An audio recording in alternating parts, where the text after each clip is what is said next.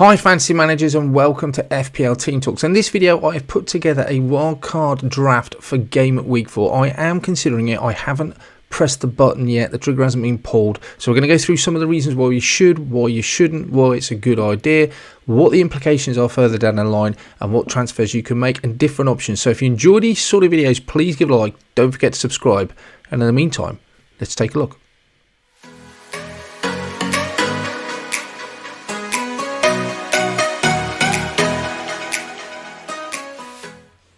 I thought I would start by going through my existing team to talk about whether now's a good time to wildcard or not, because I feel quite a few of you could be in a similar place with me. You might have a very similar side, but you certainly may have some of the issues I've got. I've got Solanke, who we're not sure when is going to be available again. He's missed the last couple of games, so hopefully we'll fit, but there's just no guarantee with that. I've got Quansah, who's lost his place in the side already, and Nkunku, who just isn't getting the starts, and minutes are very much just unsure. It looks like he's quite far down the pecking order. His price has gone down, as has Quansah, so I'm struggling in value already. Plus I've got Lewis Hall, who again seems to be in and out the side. He played in the EFL Cup and then he's out of the side for the weekend game. So any other niggles or injuries that I pick up are already going to be on top of those 4 players that are in serious doubt on not playing. So even in the last round of fixtures, I rolled hoping Hall would play. He didn't. So I've already struggling to get 11 players out, and I just think all of these things have just been a little bit unfortunate given all the information we had at the start of pre-season. But I could easily be in a position now where I could wildcard. I do have 3 transfers because I haven't used any yet, so I could rectify it with that. I haven't ruled out wildcarding, and the benefit I think for me and maybe you as well is if you wildcard at this moment in time, you roll your transfers over. So I'd pick another one up for game week 5, so that would be 4. And then really, because I wildcarded, my side should be well set up for the next few weeks. And that will probably get me through to game week 6, where I could then start to bring some of those Arsenal players that I want to target when the fixtures turn for them. So I could do that. I could get the side I want now, use those extra transfers to rectify the side when the fixtures turn in 6. And I'd still probably have enough kept over as well. Alternatively, I could just rectify the side now, make 3 transfers. That would fix most of the problems I've got. And then I don't need to wildcard until much later on the season. That gives me a bit of flexibility. And I am murmuring for that second side. But in essence, I do think there is an argument for both. And I don't think there's, as always, there's just not a particular strategy or a right decision to make. It's just going to be down to your team. So that having been said, let's have a look at the wildcard side that I have put together for you. Let's start off in goal then. In terms of my goalkeepers, I just don't want to spend a huge amount of money. There will be flexibility when you'll see at the end of this video that we have some money to spend. You could upgrade Henderson to someone like a Royal. Those fixtures aren't great until game week 6. And there aren't many other 4.5 goalkeepers that really stand out to me. I definitely don't want to go down a Pickford route because Everton seem to be shelling goals left, right and centre. Flecken's got difficult fixtures. Don't mind any underlying stats. Henderson at the moment looks a decent shout to me. You could double up on another 4.5 and dovetail some of those difficult fixtures. But clean sheet's just at an absolute sort of premium at the moment. They're very rare to come by. So unless you went Alisson, I'm not sure where I'd go. And I don't know if I want a goalkeeper with Liverpool. I think there's defenders I would have instead. So I've gone Henderson and Vladmarsson just because he's a £4 million keeper. I'm just going to set and forget, and I'd rather spread the money elsewhere. But I am up to debate really with the goalkeeping situation. No one really stands out, and I don't want to spend that extra money. So let's have a look in defence then. I have gone with a Villa player. I've gone for Luca Digne. 4.5, he looks really good. We know how attacking he is. If you played FPL in the past, he's been super attacking with Everton going back a fair bit. And even with Villa, when he's playing, he's a good option. Most of his threat is coming from goal assist. He hasn't kept a clean sheet this season, but with Everton and Wolves at home, that looks really good. And then you've got Ipswich away and Man U at home. I don't think I'd mind that fixture either. So Luca Digne comes in for 4.5. Played every game so far. Moreno, having gone to Forest, I just think he looks like a really nice option. Alongside that, I have gone Konate. He is slightly more expensive than the Quansah that earlier in the season, and he doesn't possess a huge amount of goal threat. But with those fixtures, I'm absolutely happy to go Liverpool defender. And as you'll see in a minute, I'm going to double up. Forest at home, Bournemouth at home. Could argue it could get better than that, but that's still very good fixtures. Wolves away as well, and then Palace I think they look great fixtures. So Konate would come in, and then I've got to go Alexander-Arnold. His underlying stats, even though he hasn't got a goal or assist, is just unbelievable. It is skewed towards assists, but he's eating up the bonus points. They're getting 3 clean sheets on the bounce, and with those home fixtures, they look just really strong, and he is still playing advanced. I tinkered and toyed with the idea of going Robertson and saving myself $1 million, but the underlying stats are just so much more. 0.83 is just fantastic. If any striker were boasting those sort of stats, you would be absolutely all over. The fact that he is quite expensive, but he's playing for a good attacking side with a good defence at the moment, I think 7 million is just something I'd have to have. And with those 3 games, he's got such potential. In the past, I think I would always be worried about paying that money and then relying on attacking returns. But it looks like if Liverpool get those clean sheets, which they are at the moment, he just looks really good value. I'm not going to dissuade anyone from going for Robertson and saving themselves an extra $1 million. But I do think Alexander-Arnold is worth that extra $1 million. I've also then looked at the Brighton fixtures, and I do quite like them for the next couple of games. Now, there isn't many that excite me in terms of defenders, in terms of attacking returns. You could go Dunk. I've gone Van Heck. I don't think if you went Dunk, I would argue against it. Next 2 games are great. After that, I think I would be benching him. But Van Heck just plays every minute of every game, so he comes in. And then Lewis Colwill was Levi Colwill, bit controversial, no clean sheets, doesn't offer a lot going forward. 4.5 though is a cheap way into that Chelsea defence, which hasn't impressed so far. The fixtures look good, you have to say. Clean sheets, I'm not 100% convinced that.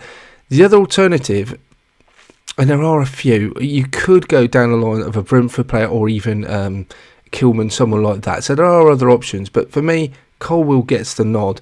The other thing I will say is if you went down someone like an Ayer or someone of a Brentford route, their fixtures the next 2 aren't great, but then he can come in when Van Heck's fixtures don't look so good, so it does dovetail quite nicely.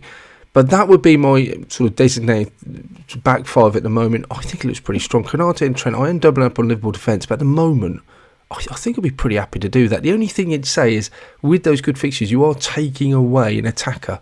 So it does block you, spoiler alert, not from getting Salah because I got him in, but Jota or someone like that instead. And I'm not sure there's any other, maybe Diaz that I could rely on the minutes for. But otherwise, that's my defence. I really like it. Let's move on and have a look at midfield. And as I've already told you, Salah, it just has to come in. I've gone without him so far. He has hurt me. Saka and Palmer are doing well, but 6 goal returns, and his goal involvement is just unbelievable. I don't think to memory he's got a penalty yet either. Fixtures are great. I just don't think if you're doing a wild card, it's too hard for most people to get into their side if you've got Haaland. But if you've got a wild card, he has to come in. Goal threat, great. Assist threat, Liverpool playing. He's got the minutes, which might have been a little bit of a worry at the start of the season, but now he's just there. He is expensive, but he's returning that. The next one I went for, again, was jumping on those Brighton fixtures. Ipswich at home, Forest at home. Doesn't get much better than that. Is Minte. The other alternative would be, and he can afford to just about get there, is Mitoma. And I looked at him. If they were the same price, I think I would probably shade Mitoma just on past performance. But Minte's looked really good. The minutes looked decent. Started every game. Fixtures look great. I think for the extra $1 million I'm saving, I don't see a reason not to go Minte. So he's a player I'm looking at bringing into my existing side. But those fixtures, he looked great. Minte gets the nod for me in that midfield. I think Morgan Rogers for 5.1, he has gone up in value. The fixtures are great for Villa as well. Goal threat isn't unbelievable, but for 5.1, 0.46 is great. He's played every minute so far as well. For 5.1, he just feels like a gift from FPL that I just cannot afford to ignore, and he enables you to do so much more as well. It's what he enables you to do and still have a playing Villa sort of just very high at the pitch midfielder. Rodgers comes in for me, and very similar reasons for Emile Smith-Rowe. He has got the returns to back it up.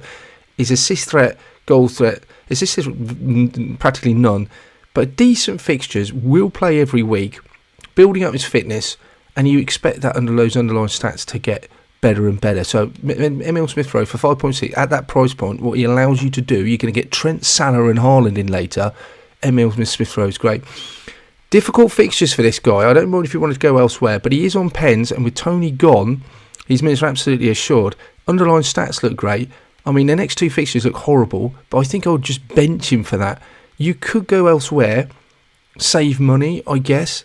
Could go, you're looking at Diaz and Jota, there's money to do that, but then you start shuffling the defenders around and looking maybe at dropping Konate, which I wouldn't be against, but I to save myself booking in transfers, and the first 11 looks fine. Buemo just benched for his next 2 games, and then I'll be playing him in those home games. But yeah, I just think he looks great. Bit of a differential at the moment. We know what Mbuemo's like. He's really reliable from the spot. Brentford scoring goals. I really like him. Brian Mbeumo comes in, and that's my side so far. Looking up front then, I mean, I've got to go João Pedro. There is a discussion about you could go Welbeck. João Pedro's underlying stats look good. They're skewed towards goals, which is fine. The fixtures are brilliant. But there is obviously some doubts about him on international duty with Brazil, playing late on Wednesday night, I think, travelling 16 hours to get back in time for the Saturday kickoff. And if he misses that Ipswich game, suddenly he does become a lot less appealing. So do you go to Welbeck and just make sure you get the minutes? I'm not against that. I do longer term think João Pedro outperforms Welbeck. So I'd be tempted, unless we get news, is to have him in the side because he enables you to do so much, and then bench him for the Ipswich game, crazy as it sounds, because I don't think, unless we get assurances that he's going to play, that he will make that game. I've got Nicholas Jackson as well. He's been brought in by a lot of players. The fixtures look great. Underlying stats really good. And also just, again, skewed to that goal threat, which is what we want. Doesn't look like there's a huge amount of competition in that Chelsea side for his position. João Felix could play up the park, but the way Mariska's got him playing at the moment, he just looks like he's just feeding off those scraps and getting some great opportunities to score, getting in good positions. Underlying stats back that up. I just think he looks for the foreseeable future as if he is that nailed in sort of number 9 up front. João Felix, will he take minutes off him? Possibly. They've got so many other attacking options that you do wonder if his minutes are going to be affected. But while he keeps playing up front for Chelsea at 7.6, I think that's a really good price. And I'm not saying Chelsea are brilliant. They've started the season pretty well. But they are going to create chances. They are going to get opportunities to score. So I think Jackson, 7.6 is good. And then, you know what, I made some notes about Erling, all the players that I put on. I've just left it for Haaland. I don't think there's anything that I need to even talk about with Erling Haaland. 15.2, he's the most expensive player in the game. Even with those fixtures, I think I play him. I do think there's an argument. If you don't, Brentford's defence is not awful. Decent. Seem to remember and getting some results against Man City in the past. Could you leave him out for that game and then you got Arsenal and Newcastle away? I wouldn't be against it. I wouldn't again argue with anyone who wanted to take Haaland out, spread that money elsewhere. But the problem I think I had when I even considered it is that I'm going to want him back for Fulham at home and the fixtures after, and then I'm having to save that money, and I'm not able to spread it out. If I spread it out, it just makes it very hard to get back in. And if any other issues arise on your side, then suddenly it does become an issue. So that would be the side. I do have 1.3 in the bank, so unbelievably, even though I've got Salah, Haaland, Trent, I do have a bit of money in the bank, but I quite like the side. If you wanted to upgrade some of the positions, I can get that. Yeah, Pedro to Muniz or someone like that, it would be fine. If you could upgrade your second keeper to playing keeper, wouldn't be against that. If you wanted to go for a Colwill, get in an Ake, someone like that as possible, or Stones possibly, or Minte to someone like a Matoma, again, I wouldn't be against that. Looking at... So this is how the side would set up for the next few weeks, and I'm just using FPL Planner. It's a free tool you can go onto the internet and use, put your side in, and it will give you lots of different options. I do use it now and then just to see how the sort of dovetailing the different players coming in that side will help plan for the future. On here we've got Mbeumo, who'll be benched for the first game. João Pedro's minutes are unsure, but I want to keep him for that second fixture. After that, it does get tougher, but as we see, as his fixtures get a bit tougher, there's still plenty of other choices with Mbeumo coming in because his fixtures look good. In 3 weeks' time, you'd say Van Hak, Minte would have to probably be benched, but you've got enough cover elsewhere with the rest of the side. You can't legislate for absolutely everything. And Henderson's fixture, like in game week 4, game week 4, 5, 6, 7, looks a tough one. But then if you want to get a different goalkeeper, you could do to negate that. Lots of different options. But this side, last thing I really want to do is start booking in transfers. So I want to know that this side's going to be getting plenty of green fixtures, home fixtures over the next 4 weeks at least. and then I'll have a bank of transfers that I could use to sort any problems out, because inevitably, as we've already looked at the start of this video, things will crop up that you just will not legislate for or didn't foresee. That is just the nature of FPL and football and picking teams. So this is the way it sets up. I quite like it. I think it looks good. Let me know. That's it for this one then, guys. Thank you for watching, and let me know if you are wildcarding for game week 4. Let me know in the comments below if there's anyone you think I've overlooked or what you are going to do. In the meantime, we'll come back at you with a team selection video, all that good stuff, so make sure you hit that subscribe button, and I shall speak to you soon.